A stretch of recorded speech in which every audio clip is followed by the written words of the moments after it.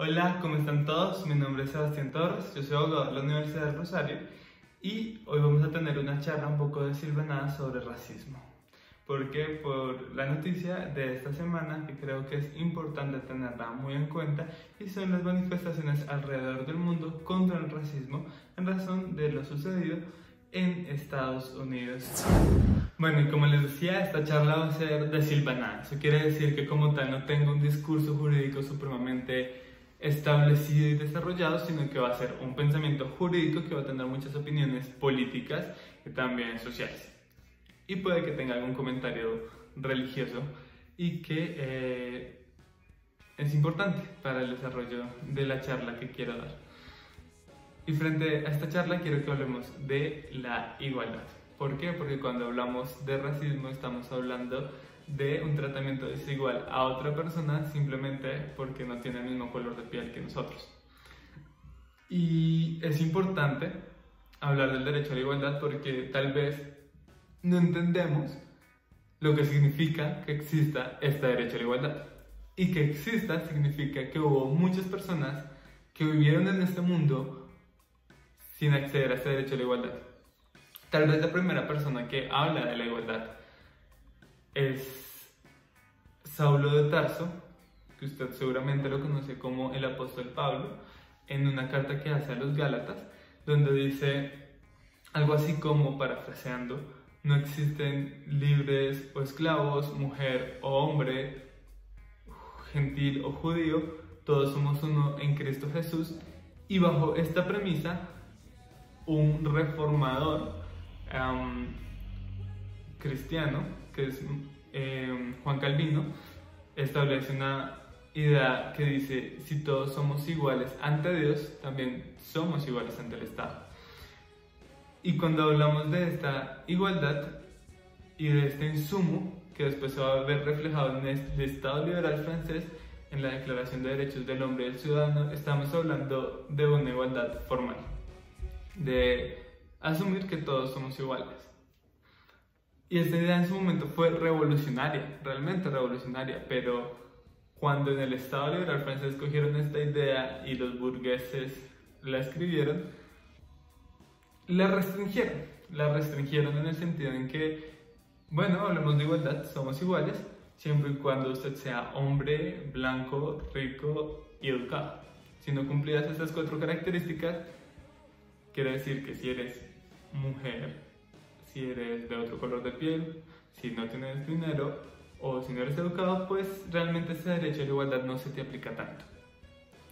Gracias a los diferentes movimientos sociales, movimientos obreros, movimientos contra la discriminación racial y de género, el feminismo, claramente, se logra desarrollar un derecho a la igualdad mucho más completo, que es el que hoy entendemos y que si nosotros vamos a nuestra Constitución, en el artículo 13, vamos a poder entender a plenitud. Entonces, dice el artículo 13: todas las personas nacen libres e iguales ante la ley, recibirán la misma protección y trato de las autoridades y gozarán de los mismos derechos, libertades y oportunidades sin ninguna discriminación por razones de sexo, raza, origen nacional, familiar, lengua, religión, opinión política o filosófica. Y cuando lees esto dices, wow, es muy importante, pero esa es solo la igualdad formal, establecer que frente al Estado todos somos iguales y que el Estado no puede discriminar a nadie. Pero cuando vemos todo lo que pasó en siglos pasados y por qué se dieron esas luchas y movimientos sociales, vamos a entender que, un momento, podemos decir que todos somos iguales, pero que lo digamos no quiere decir que así sea.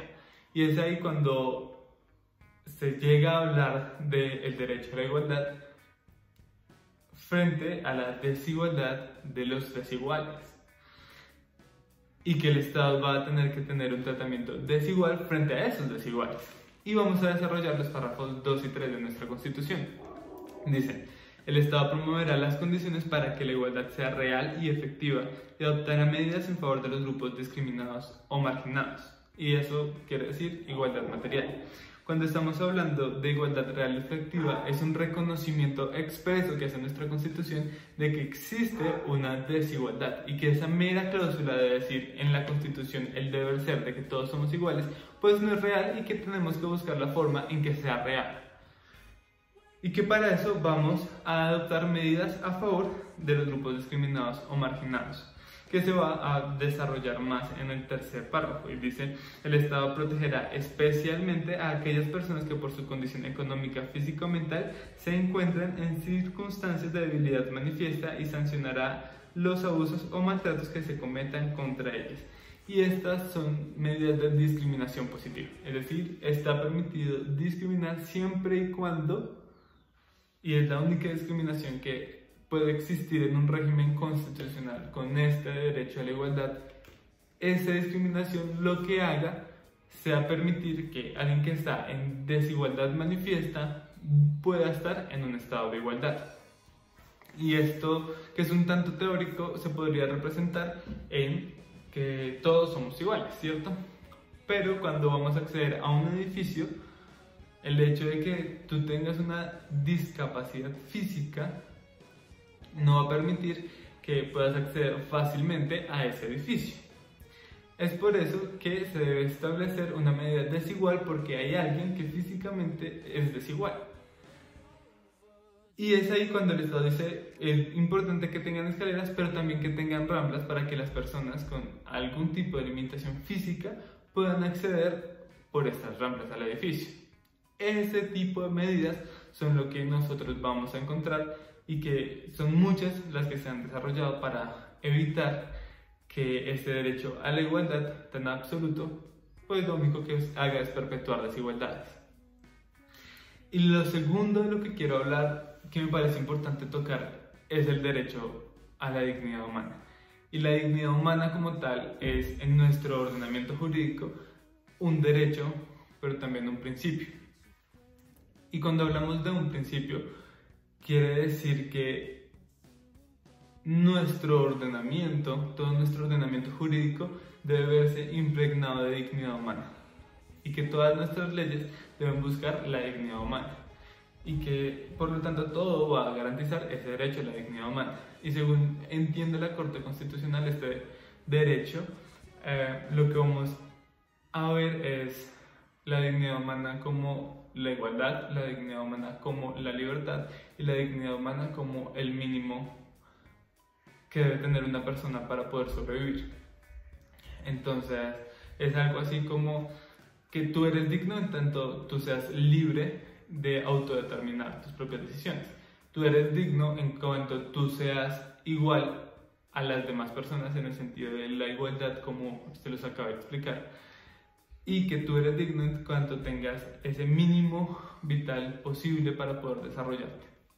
Cuando entendemos estas tres ideas de dignidad humana, entendemos que si bien es un contenido jurídico, su antecedente es absolutamente político y social, y que su desarrollo más fuerte fue post Segunda Guerra Mundial, donde comenzamos a entender como humanidad que el otro es también un ser humano, que es absolutamente digno, y que mi dignidad se refleja en la dignidad del otro, y que por lo tanto yo soy humano en tanto yo trate de manera igual y humana a la otra persona. Y en ese momento es donde quiero incluir esta lucha contra el racismo, porque es una respuesta también a muchos comentarios que me hicieron, y que cuando fui a ver redes sociales y videos en general, vi que tenían muchos comentarios de ese tipo. Muchas personas creen que cuando hablamos de racismo en Estados Unidos es un problema que solo le debería importar a los estadounidenses. Y cuando hablamos de dignidad humana y cuando hablamos de humanidad, no estamos hablando ni de estados, ni de naciones, ni de países, estamos hablando de humanidad. Por lo tanto, un problema de racismo en Estados Unidos es tan importante para la lucha contra el racismo a nivel Colombia como la lucha contra el racismo a nivel universal. Eso quiere decir que cuando tú dices no más racismo en Estados Unidos, también estás diciendo no más racismo en el resto del mundo, porque estamos bajo el concepto de humanidad. Y es importante tener esto en cuenta en la lucha contra el racismo, porque hay tal vez 3 hitos muy importantes en esa lucha. El primero podría ser la Segunda Guerra Mundial, necesariamente. El segundo podría ser esa lucha por los derechos civiles que lideró Martin Luther King Jr. Y el tercero podría ser, y es, lo hecho por Nelson Mandela contra el apartheid en Sudáfrica. Y es importante tener en cuenta estos 3 hitos en la lucha contra la discriminación racial, porque nos ayudan a entender que si bien nuestros estados en este momento podrían decir en sus constituciones somos iguales, lo real es que no es así y que por nacer con un color de piel distinta puedes tener algún tipo de discriminación. Y eso en un estado de igualdad y de dignidad humana no es admisible, no es posible. Bajo ningún título una persona, por tener una nariz distinta o tener un color de piel distinta, podría merecer un trato desigual, inhumano, indigno. Y quiero que para este momento, y por eso hablaba de Sudáfrica y de la apartheid, veamos algo que dijo Desmond Tutu. Desmond Tutu es una de las personas más importantes, yo creo que después de Nelson Mandela, en la lucha contra el apartheid en Sudáfrica. Porque este hombre que ustedes ven acá es un hombre religioso, sí, por eso pues ahí está su hábito o no sé cómo se llama. Y este hombre fue quien lideró el proceso de perdón y reconciliación en Sudáfrica. Y estableció 2 frases que me parecen sumamente importantes tenerlas en cuenta en esto que quiero hablar. Y dice la primera: así también diría yo, nosotros los surafricanos sobreviviremos y prevaleceremos solo si estamos juntos, los negros y los blancos unidos por la circunstancia y la historia, mientras luchamos por arañar nuestro camino de salida del cenagal que era el racismo del apartheid. Y esto lo que quiere decir es que establece una premisa muy importante, y es que para luchar contra el racismo no es una lucha que van a dar solo las personas que se ven discriminadas, sino que toda la humanidad tiene que luchar contra ese racismo. Y si nosotros leemos todo el libro de Sin Perdón No Hay Futuro, nos vamos a dar cuenta de la idea del pacifismo que se desarrolla alrededor del libro, porque va a encontrar que la humanidad de uno está en la humanidad del otro y que por lo tanto yo no puedo pedir que se me respeten mis derechos y que se hable de mi dignidad y que se hable de mi igualdad o de determinado grupo social afectando la dignidad de otros e inhumanizando a otros, porque eso en últimas es hacer lo mismo. Y esto lo explica Desmond Tutu, una frase que me parece muy bella, y dice: estamos envueltos en una delicada red de interdependencia, porque, como decimos en nuestra lengua africana, una persona es persona a través de otras. Deshumanizar a otros significa inexorablemente que uno se deshumaniza también. Es decir, cuando nosotros vamos a luchar contra el racismo, también tenemos que ver los medios, porque no toda lucha contra el racismo puede ser válida, pese a que busquemos un fin. Y esto tiene una idea muy kantiana, pero básicamente cuando luches contra el racismo, ten en cuenta que esa lucha debe en todo tiempo y por todos los medios seguir humanizando aún a quien oprime. Y este video ya está largo, entonces no vamos a hablar de racismo en Colombia. Voy a ver la forma en la que hable del racismo en Colombia, porque tal vez crees que no hay, pero lo hay. Y es importante que cuando luches contra el racismo entiendas también por qué lo haces. Listo, esto fue todo.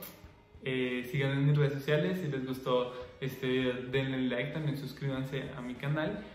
Y nos vemos el próximo viernes con videos netamente jurídicos y el próximo domingo con opiniones de temas jurídicos en general. Entonces, un abrazo a todos. Chao, chao.